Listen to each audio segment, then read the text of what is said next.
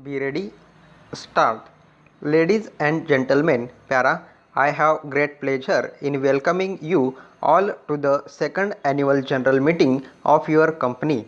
The director's report and audited account for the year ended 30th April 2013 and are with you for some time, and with your permission I shall take them as read. Para, your company's results indicate a satisfactory beginning, considering that operations have commenced only towards the last 3 to 4 months of the year. A diversified portfolio of business has been entered into at reasonable rates.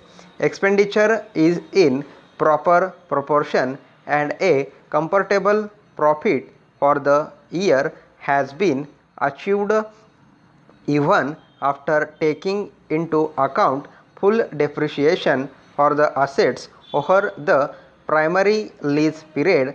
There is sufficient profit for a proportionate dividend. However, due to the nominal sums involved for disbursement per shareholder, the directors are not in a position to recommend a dividend at this early stage. Para, in the current year to date, the progress of your company continues to be healthy. The environment is conducive for further economic growth. One senses a certain urgency and a result orientation at the higher levels of the government.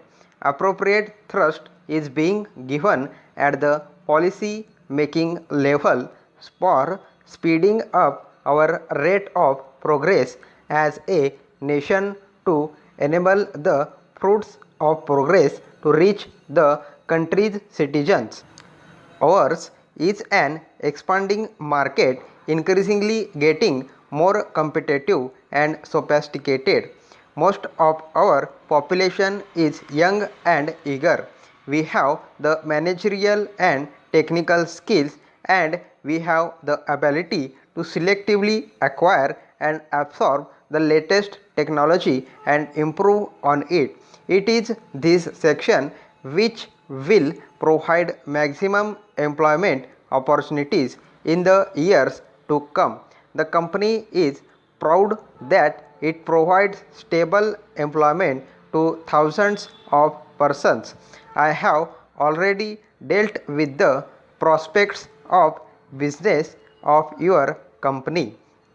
I may add that the implementation of the very idea of separating our business from the holding company has had the desired results. This has helped to streamline the administrative setup of the organization, to reduce the heavy operational expense to a certain level, and make due progress. Para, there is no doubt that the accounting system followed by a leasing company should fully reflect the depreciation element over the primary lease period. There can be no healthy growth without accepting this amount important and basic discipline. We await the guidelines to be made available very soon.